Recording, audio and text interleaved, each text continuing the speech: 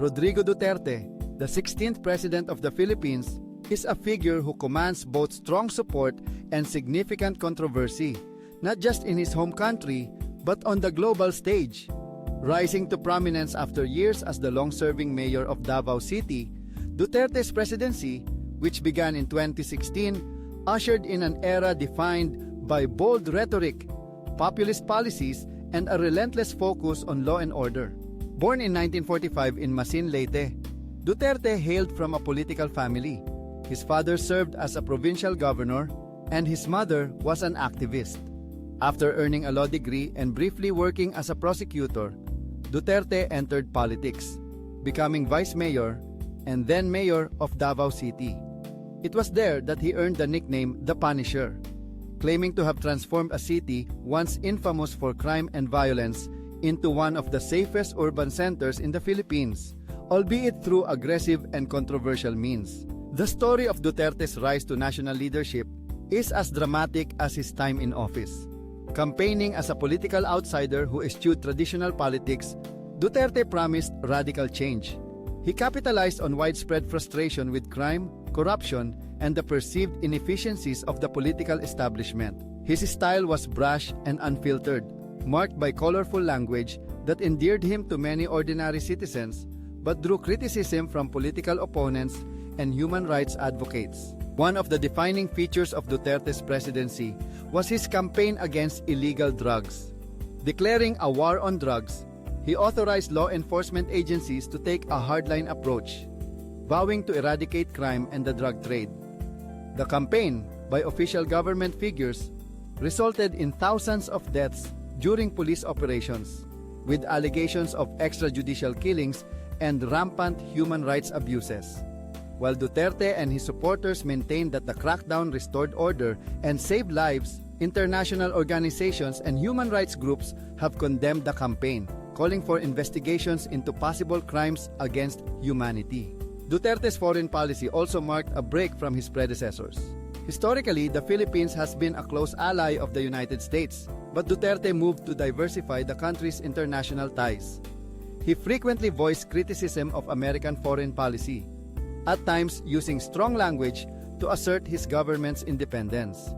In contrast, he sought warmer diplomatic and economic relations with China, particularly as tensions simmered over territorial disputes in the South China Sea. This pivot was met with mixed reactions at home, with some applauding his pragmatism and others warning that it risked the country's sovereignty and regional security. Domestically, Duterte pursued ambitious infrastructure initiatives under his Build, Build, Build program, aiming to modernize transport systems, roads, airports, and economic zones throughout the nation. The infrastructure drive aimed to fuel economic growth, create jobs, and address long-standing inequalities. While progress was made in several key sectors, experts debated the overall pace and sustainability of these projects, with some delayed by bureaucratic red tape, funding challenges, and the impacts of the COVID-19 pandemic. Speaking of the pandemic, Duterte's leadership during COVID-19 presented new challenges. His administration implemented sweeping lockdowns, travel restrictions, and emergency measures to slow the spread of the virus. The government's response was both praised and criticized. The swift imposition of quarantines helped stabilize infection rates at times, but concerns about enforcement, public health infrastructure, and the social cost of extended restrictions were widespread. As with many issues during his tenure, Duterte's approach combined elements of decisiveness, pragmatism, and some would argue, heavy-handedness.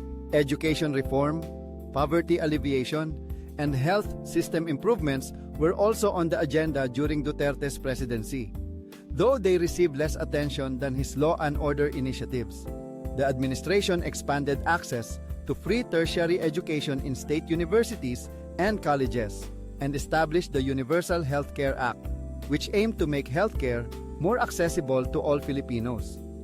These policy achievements have been cited by supporters as evidence of his government's commitment to social development.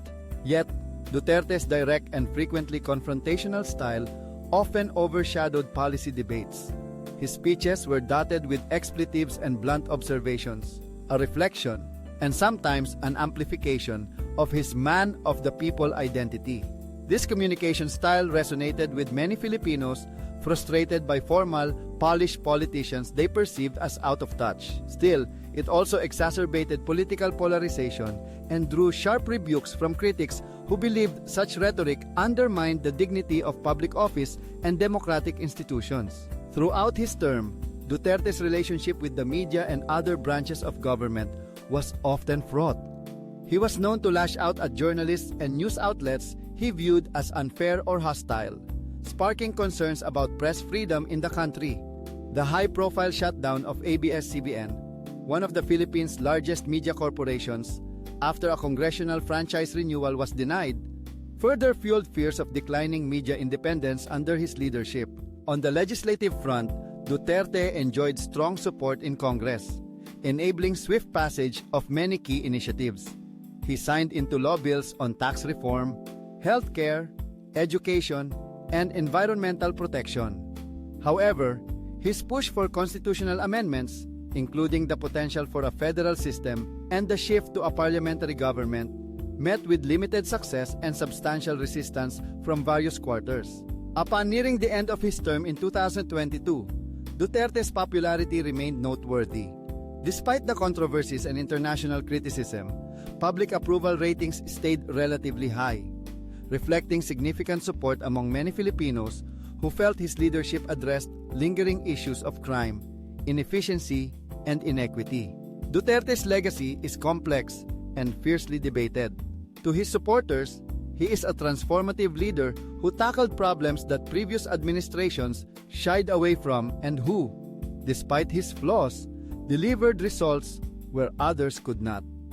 To his detractors, he presided over a period characterized by democratic backsliding, a disregard for human rights, and threats to the country's international standing. The story of Rodrigo Duterte is, at its core, a story of a nation grappling with the urgent demands of security, development, and justice. His years in office have left an indelible mark on the Philippines, setting the stage for continuing discussions about governance, democracy, and the kind of leadership the country seeks in the years to come.